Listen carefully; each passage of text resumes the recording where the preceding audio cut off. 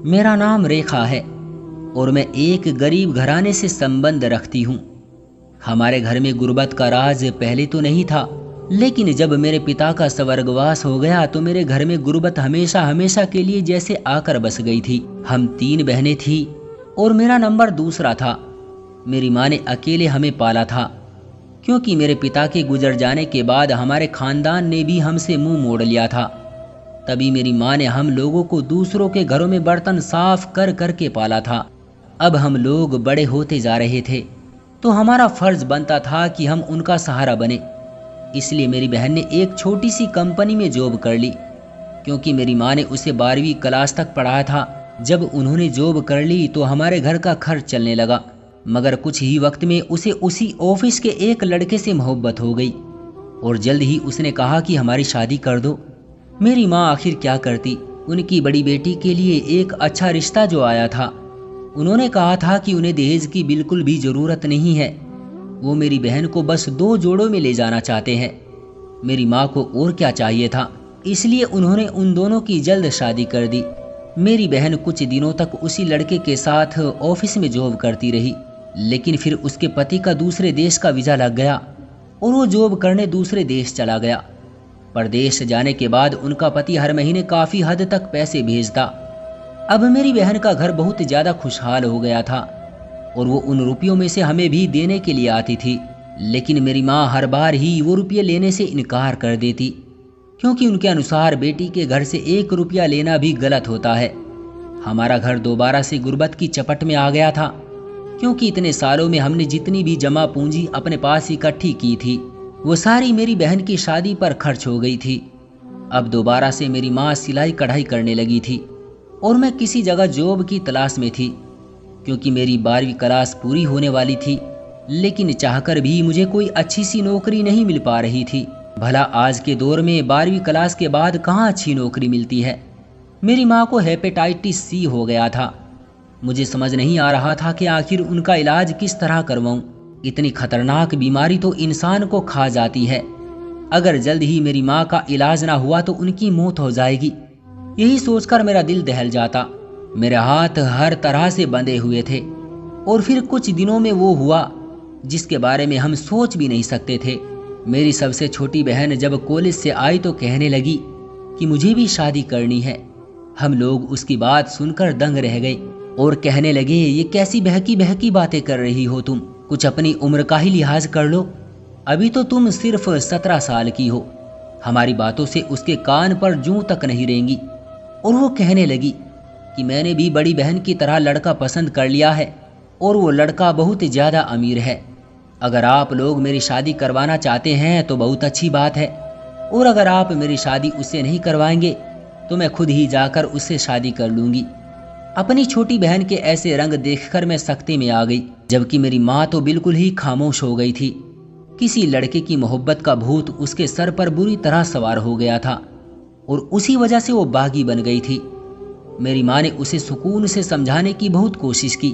मैंने भी उसे अलग ले जाकर बहुत समझाया, लेकिन उसकी समझ में कुछ भी नहीं आया। आखिरकार मेरी माँ को ही हार माननी पड़ी, क्योंकि उसने पूरे घर में झगड़ा लगा रखा था, खाना पीना बंद कर रखा था और बस एक जिद लगा रखी थी कि मेरी उस लड़के से शादी कर दी जाए। तो मेरी माँ ने कहा कि ठीक है, तुम उस लड़के और उसके माँ बाप को हमारे घर पर आने को बोलो। तो वो खुश हो गई और अगले ही दिन वो लड़का अपने माँ बाप के साथ हमारे घर आ गया। जब उसके माँ बाप हमारे घर आ गए तो मेरी माँ को कुछ तसल्ली हुई, क्योंकि पहले उन्हें लग रहा था कि वो लड़का शायद मेरी बहन के साथ कोई फ्लर्ट वगैरह कर रहा है, लेकिन अपने माँ बाप को हमारे घर लाकर उसने साबित कर दिया था कि वो मेरी बहन के साथ धोखा नहीं कर रहा। दोनों खानदानों में बातचीत हुई और आखिरकार सब बड़ों ने बच्चों की खुशी को मद्देनजर रखते हुए ये रिश्ता पक्का कर दिया। मगर उनके और हमारे खानदान में बहुत बड़ा फर्क था, क्योंकि वो लोग बहुत ज़्यादा अमीर थे और हमारी 2 वक्त की रोटी का गुजारा भी बहुत मुश्किल से होता था। उसकी वजह से उन लोगों के साथ रिश्ता करने में हमें बहुत ज़्यादा मुश्किल हो रही थी। वैसे तो वो लोग हमारा भरपूर साथ देने के लिए तैयार थे, लेकिन फिर भी हमने भी तो अपनी बहन को दहेज में कुछ ना कुछ देना ही था। उसी वजह से मेरी माँ ने कई जगह से कर्जा उठा लिया। कई लाख रुपये कर्ज उठाकर माँ ने मेरी बहन की शादी तो कर दी, लेकिन इस शादी के बाद हम लोग जो भारी कर्ज के नीचे चले गए थे वो हमारे लिए बहुत बड़ी मुसीबत साबित हुआ। हर महीने हजारों रुपयों की किस्त भरना हमारे लिए मुश्किल होता जा रहा था, क्योंकि सिलाई कढ़ाई से तो सिर्फ घर का खर्चा ही निकलता था। ऐसे में हजारों रुपये किस तरह चुकाते, ऐसा करना हमारे लिए बहुत मुश्किल होता जा रहा था। हर महीने कर्जदार हमारे घर के सामने आकर खड़े हो जाते और किस्त मांगते। मेरी माँ उनको हाथ जोड़ जोड़ कर वापस भेजती और दूसरे महीने के आखिर में जोड़ तोड़ करके किस्त पूरी करती। लेकिन ये कोई एक महीने की बात तो थी नहीं। मेरी माँ पहले ही हेपेटाइटिस सी की मरीज थी और कर्ज ने उन्हें बीमार कर दिया था। फिर एक दिन तो कर्जदारों ने किस्त ना मिलने पर घर का सारा सामान तहस नहस कर दिया और घर की कीमती चीजें उठाकर ले गए। ये झगड़ा मेरी माँ से बर्दाश्त नहीं हुआ और उन्हें हार्ट अटैक आ गया। मैं उन्हें लेकर अस्पताल गई। वो ठीक तो हो गई, लेकिन बहुत ज़्यादा मायूस हो गई थी। उनका कहना था कि उन्हें अब अपनी ज़िंदगी का कोई भरोसा नहीं रहा। उन्हें ऐसा लगने लगा है जैसे वो बहुत जल्द इस दुनिया से चली जाएगी। उनकी ये बात सुनकर मेरा दिल दहल कर रह गया, क्योंकि अब मेरी बहनों की भी शादी हो गई थी और मेरे पिता का साया भी हमारे सर पर नहीं था। अब अगर माँ भी गुजर जाती है तो इस पूरी दुनिया में मेरा कोई भी सहारा नहीं रहता। मैंने अपनी माँ को दिलासा देने की और उनकी हिम्मत बढ़ाने की बहुत कोशिश की, लेकिन वो दिन ब दिन मायूस होती जा रही थी। फिर उन्हीं दिनों हमारे मोहल्ले में एक लड़का आकर रहने लगा। उसकी माँ से हमारी फ़ोन पर बहुत ज़्यादा बातचीत होने लगी थी। वो बहुत अच्छा था और हमारी बहुत मामलों में मदद भी करता था। कई बार तो कर्जदारों को उसने अपनी जेब से पैसे निकाल कर दे दिए थे। यही वजह थी कि मेरी माँ उस पर बहुत ज़्यादा भरोसा करने लगी थी। फिर उसने बताया कि वो अनाथ है, उसका इस दुनिया में कोई भी नहीं है। इस बात के बाद मेरी माँ उसके साथ और भी ज़्यादा अच्छाई से पेश आने लगी। फिर एक बार मेरी माँ की तबीयत बहुत ज़्यादा खराब हो गई और वो मेरी माँ को लेकर अस्पताल चला गया। वहाँ डॉक्टरों ने मेरी माँ को कहा कि उनका हेपेटाइटिस सी बहुत ज़्यादा बढ़ चुका है और अब वो थोड़ा ही वक्त जिंदा रहेगी। ये खबर हमारे घर पर किसी कयामत की तरह टूट पड़ी थी। फिर मेरी माँ ने कहा कि मैं तुम्हारी जल्द से जल्द शादी करना चाहती हूँ। मेरी माँ ने आसपास मेरे लिए बहुत सारे रिश्ते देखे, लेकिन कोई भी हमारी गुर्बत और कर्जे को देखकर मुझसे शादी नहीं करना चाहता था। इसी वजह से मेरी माँ ने मेरी शादी उस लड़के से करवा दी जो उस मोहल्ले में नया आकर रहा था। शादी के बाद मैं अपने ही घर में माँ के पास ही रहती थी, क्योंकि उस लड़के का कहना था कि जब तक वो अपना घर नहीं ले लेता तो मेरी पत्नी तब तक यही रहेगी। वैसे भी मेरी माँ की तबीयत बहुत ज़्यादा खराब थी और उन्हें छोड़कर मैं खुद भी कहीं नहीं जाना चाहती थी। जब तक वो अपना घर नहीं ले लेता तब तक मैं अपनी माँ के साथ रह सकती हूँ। मुझे ये बात सुनकर बहुत ज़्यादा खुशी हुई, क्योंकि मैं वैसे भी अपनी माँ के साथ ही रहना चाहती थी। डॉक्टर ने कहा था कि उनके पास वक्त बहुत ही ज़्यादा कम है। जब तक वो हमारे साथ है तब तक मैं उन्हीं के पास रहूं। मेरे पति ने मुझ पर कोई रोक टोक नहीं लगाई और फिर 1 महीने में ही मेरी माँ इस दुनिया से चली गई। मुझे उनकी मौत का बहुत गहरा दुख पहुंचा। अपनी माँ की मौत के बाद मैं विदा होकर अपने पति के साथ आ गई, लेकिन मैं अभी अपनी माँ के गम से बाहर ही नहीं निकली थी कि मुझ पर एक और बहुत ही बड़ी कयामत टूट पड़ी। अपने पति के साथ आने के कुछ ही दिनों के बाद मेरे पति की काम करते वक्त फैक्ट्री में आग लगने की वजह से मौत हो गई, जिसमें उनका शरीर पूरी तरह से जल चुका था। ये खबर मुझ पर आसमान टूटने की तरह गिरी थी। मुझे समझ नहीं आ रहा था कि मैं क्या करूं। मेरी 2 बहनों ने भी मुझसे बिल्कुल वैसे ही संबंध तोड़ लिया था, जिस तरह मेरे पिताजी के मरने के बाद सभी लोगों ने मेरी माँ से संबंध तोड़ लिया था। मैं बिल्कुल अकेली रह गई थी। मैं जवानी में ही विधवा हो गई थी। मेरे पति को मरे आज दूसरा ही दिन था कि अचानक शाम को मेरे घर के दरवाजे पर एक फकीर बाबा आए और बोले, तेरा पति अभी भी जिंदा है, बस तुम रात को 3 बजे पास के शमशान घाट में चली जाना। उसकी बातें सुनकर मैं बहुत ही ज़्यादा डर गई थी, क्योंकि आजकल दुनिया में बहुत ज़्यादा फ्रॉड चल रहा है। मुझे ऐसा ही लग रहा था कहीं ये आदमी भी मेरे साथ कुछ गलत करने का इरादा ना रखता हो। भला रात के 3 बजे कोई अकेला शमशान घाट में कैसे जा सकता है, जबकि मेरा पति तो मेरी आंखों के सामने ही मरा था।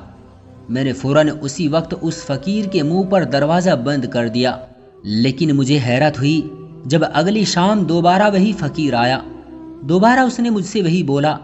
मैंने दोबारा उसके मुंह पर दरवाज़ा बंद कर दिया। लेकिन अब उस फकीर का आना जाना रोज मेरे घर पर लग गया था और वो कहने लगा कि मैं तुम्हारा बुरा नहीं चाहता, तुम एक बार रात के 3 बजे शमशान घाट में जाकर तो देखो, तुम्हारा पति जिंदा है। आखिरकार एक दिन उसकी बात मानकर मैंने शमशान घाट का रुख कर लिया और रात के 3 बजे शमशान घाट में जाकर बैठ गई।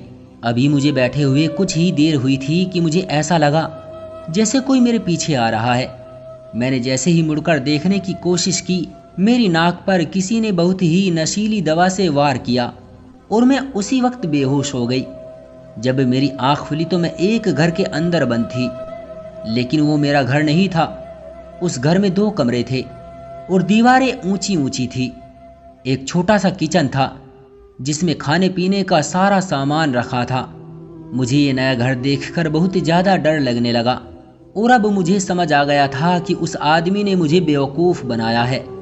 ये ज़रूर मुझे किडनैप करने की कोई साजिश होगी, लेकिन ये लोग मुझे अगवा क्यों करेंगे? मेरे पास तो पैसे भी नहीं हैं जो मैं इन लोगों को देकर छूट जाऊं। इसके बाद मेरा तो इस दुनिया में भी कोई नहीं है जो मुझे छुड़वाने के लिए आए। फिर उन लोगों को आखिर मुझसे ऐसा कौन सा लालच था जिसको पूरा करने के लिए इन लोगों ने मुझे अगवा कर लिया था? उसी वक्त मुझे किचन के अंदर एक खत लिखा हुआ मिला। तो मैंने जब उस खत को पढ़ा तो मुझे पता चला ये मेरे लिए ही लिखा गया था, क्योंकि उसमें लिखा हुआ था कि घर में ज़रूरत का हर सामान मौजूद है। इस घर से भागने की कोशिश भी मत करना, जो कुछ भी चाहिए हो तुम्हें यहीं पर मिल जाएगा। तुम्हारे कपड़े, तुम्हारा सामान, सब चीज़ें यहीं पर मौजूद हैं। ये खत पढ़कर मैं बहुत ज़्यादा हैरान हुई और भागकर कमरे में गई। वहाँ अलमारी में देखा तो वाकई वहाँ पर मेरे कपड़े रखे हुए थे और मेरी ज़रूरत की हर चीज़ रखी थी। यहाँ तक कि जो कपड़े मेरी माँ ने मुझे दहेज के तौर पर दिए थे वो भी यहाँ रखे थे। मुझे ये बात बिल्कुल भी समझ नहीं आ रही थी, इस इंसान ने मुझे अगवा क्यों किया था और ये मुझे इस घर में क्यों रख रहा था। मैंने यहाँ से भागने की बहुत कोशिश की थी, लेकिन दरवाजे पर बहुत बड़ा ताला लगा हुआ था और खिड़कियाँ भी बाहर से बंद थी और उसके घर की दीवारें इतनी ऊंची थी कि मैं चाहकर भी कभी उन दीवारों से कूद नहीं सकती थी। मुझे समझ नहीं आ रहा था कि मैं उस घर में क्यों हूँ। और फिर एक रात मुझे दरवाज़ा खुलने की आवाज़ आई, जैसे कोई बाहर का दरवाज़ा खोलकर घर में दाखिल हुआ हो। वो इंसान जो कोई भी था वो काले नकाब में था। उसने घर में आकर राशन और कुछ मेरी ज़रूरत का सामान रख दिया। मैंने उससे कहा कि तुम कौन हो, तो उसने मुझे डांट कर चुप करवा दिया और कहा कि मुझसे दूर रहो। मुझे उसकी आवाज़ कोई जानी पहचानी लगी, तो मैंने कहा मुझे लगता है मैं तुम्हें जानती हूँ, तुम हो कौन? तो उसने कहा कि वक्त आने पर तुम्हें सब पता चल जाएगा कि मैं कौन हूँ। फिलहाल तुम खामोशी से इसी घर में रहो। मैंने पूछा तुम मुझे बिना वजह इस घर में क्यों रख रहे हो? मेरा अपना घर भी है। मगर उसने मेरी कोई बात नहीं सुनी और वो वापस चला गया। उसके बिना कोई जवाब दिए चले जाने पर मैं बहुत ज़्यादा परेशान हो गई। मुझे ऐसा लग रहा था जैसे मैंने वो आवाज़ कहीं सुनी है, मगर शायद वो इंसान आवाज़ बदल कर बात कर रहा था, इसलिए मैं तुरंत उसका बोलने का अंदाज नहीं पहचान सकी। लेकिन मैंने इतना तो सोच लिया था कि अब मैं इस इंसान का पता लगा कर रहूँगी। आखिर उसने मुझे क्यों अपने घर में कैद करके रखा है, जबकि मेरा कोई कसूर भी नहीं है। इस तरह कुछ दिन यूं ही मुझे उस घर में अकेला रहते हुए गुजर गए, क्योंकि वो आदमी हफ्ते का राशन देकर गया था, तो हफ्ता भर तो उसके आने का सवाल ही पैदा नहीं होता था। लेकिन आज हफ्ता पूरा हो गया था और अब वो आएगा, इसलिए मैं इस बार चौकन्नी होकर बैठ गई। इस बार उसके बारे में पता लगा कर रहूँगी। जैसे ही रात हुई तो मैं एक तरफ छुप कर बैठ गई। रात के 12 से 1 बजे के करीब उस घर का दरवाज़ा खुलने की आवाज़ आई, तो मैंने अपने हाथ में एक डंडा पकड़ लिया। जैसे ही वो आदमी राशन लेकर आया तो मैंने उसके सर पर बहुत जोर से डंडा मारा। डंडा सर पर लगने से ही वो इंसान दर्द की वजह से चीख उठा और उसके हाथ का सारा सामान फर्श पर गिर गया। वो अपना सर पकड़ के जोर जोर से चीखने लगा। उसकी चीखें सुनकर मैं डर गई और दरवाज़ा लगा दिया। मैं नहीं चाहती थी कि वो बाहर चला जाए, और जब मैंने उसके नकाब को हटाया तो ये देखकर मेरे पांव तले से ज़मीन निकल गई। वहाँ कोई और नहीं बल्कि मेरा अपना पति था। जिसे देखकर मैं कुछ पल के लिए हैरान रह गई थी। मेरे साथ धोखा हुआ था, इतना बड़ा धोखा। लेकिन उन्होंने मेरे साथ इतना बड़ा धोखा क्यों किया था? मैं हैरत में थी। अपनी ही मौत का ड्रामा अपनी ही पत्नी के सामने रचाया। मैं उनको लेकर अंदर चली गई और कहा कि अब ये सारा ड्रामा करने का कोई फायदा नहीं है। आप क्या कर रहे हैं? मुझे पूरा सच बताएं। अगर अब भी आप मुझे सच नहीं बताएंगे तो मैं हमेशा हमेशा के लिए आपको छोड़कर चली जाऊंगी। तो वो कहने लगे कि नहीं, तुम ऐसा मत करो, तुम ही तो पूरी दुनिया में मेरी एक अकेली अपनी हो। मैं ये सब कुछ बहुत मजबूरी में कर रहा हूँ। मैंने कहा, ऐसी भी कौन सी मजबूरी आ गई थी जिसकी वजह से आपको अपनी ही मौत का ड्रामा करना पड़ा? तो उसने कहा कि मैं भी तुम्हारी तरह एक बहुत ही गरीब घराने से हूँ। मेरे पैदा होते ही मेरी माँ मर गई थी। उसके बाद मेरे बाप ने ही मुझे पाला पोसा था। हमारी एक कॉस्मेटिक की दुकान थी जिसमें कॉस्मेटिक का थोड़ा बहुत सामान रखा हुआ था। इसी दुकान के जरिए हम दोनों की जिंदगी का गुजर बसर होता था और मेरी पढ़ाई का खर्चा भी चलता था। लेकिन एक बार पुलिस हमारी दुकान पर आई और मेरे बाबा से कहा कि वो जाली कॉस्मेटिक बेचते हैं। पुलिस मेरे बाबा को पकड़कर ले गई और हमारी दुकान हमेशा हमेशा के लिए सीज कर दी गई। बल्कि उस सब के बावजूद भी 5 लाख रुपयों का जुर्माना मेरे बाबा के सर पर आ गया था। मेरे बाबा ज्यादा से ज्यादा 1 लाख रुपये तक ही जमा करवा पाए। उसके बाद पुलिस का जुर्माना भरने के लिए मेरे बाबा को कर्जा उठाना पड़ा। पुलिस का जुर्माना तो हमने चुका दिया, लेकिन कर्ज जैसे मर्ज ने हम लोगों को जकड़ कर रख लिया था। क्योंकि अगर 4 लाख मूल था तो उसका 3.5 लाख रुपया ब्याज हो चुका था। कुल मिलाकर 8.5 लाख रुपया कर्जा हमें देना था। मेरे बाबा ने आधा कर्ज चुका दिया, मगर बाकी का आधा कर्ज वो नहीं चुका पाए और उनकी एक हादसे में मौत हो गई। यह हादसा मेरी जिंदगी से सारी खुशियां ले गया और बाकी का कर्ज लेने के लिए बैंक वाले मेरे पीछे पड़ गए। क्योंकि मकान पर तो पहले से ही बैंक वाले कब्जा कर चुके थे। वो अब चाहते थे मैं किसी भी तरह अपने बाबा का कर्जा उतारूं, मगर मेरे पास भला इतने पैसे कहाँ से आते। इसलिए मैं अपने ही घर से भाग गया और तुम्हारे मोहल्ले में आकर बस गया, जहां आकर मुझे पता चला कि तुम लोग भी इस कर्ज की वजह से ही परेशान हो। इसलिए मुझे तुम्हारी माँ से बहुत ज्यादा लगाव महसूस होने लगा। मगर मुझे नहीं पता था किस्मत मुझे यहाँ ले आएगी कि मेरी शादी तुमसे ही हो जाएगी। जब मैं अपने नए नए घर में रहने लगा तो कर्ज लेने वाले वहां भी पहुंच गए और मुझे बहुत ही ज्यादा परेशान करने लगे। और इसी वजह से बहुत ज्यादा परेशान होकर मैंने अपनी मौत का ड्रामा रचाया। सोचा कि ना रहेगा बांस, ना बजेगी बांसुरी वाला सीन हो जाएगा। क्योंकि सारा मूल तो मैं चूकता कर ही चुका था, अब ब्याज की बारी थी। इसलिए मेरी मौत की खबर सुनकर वो लोग ठंडे पड़ गए। मगर मुझे तुम्हारी भी फिक्र थी। इसी वजह से मैं तुम्हारे घर फकीर बाबा बनकर आता था कि तुम रात के वक्त शमशान घाट में आओ और मैं तुम्हें वहां से बिना किसी रुकावट के आसानी से उठा कर ले जाऊं। जब आप मुझे यहाँ ले आए थे तो फिर मुझे बता क्यों नहीं दिया कि आप अभी भी जिंदा हैं? मेरा कहीं भी आना जाना क्यों बंद कर दिया? ये एक राज है। मैंने तुम्हें इसलिए नहीं बताया कि जब तक मैं बैंक का पूरा कर्ज ना चुका दूं तब तक मेरी मौत का राज एक राज ही रहेगा। मैंने कसम खाई थी कि किसी को भी पता नहीं लगने दूंगा कि मैं अभी जिंदा हूं, फिर चाहे उसमें मेरी पत्नी ही क्यों ना हो। मेरा मानना है कि राज सिर्फ अपने पेट का है। अगर दूसरों के सामने राज खुल जाता है तो वो राज राज नहीं रहता, धीरे धीरे उस राज से पर्दा उठता चला जाता है। और वैसे भी बैंक वाले तुम्हारी तलाश कर रहे थे। मुझे और मेरे बाबा को परेशान करने के बाद अब उनका निशाना तुम थी। मेरी मौत के बाद वे सारा पैसा तुमसे निकलवाने की फिराक में थे।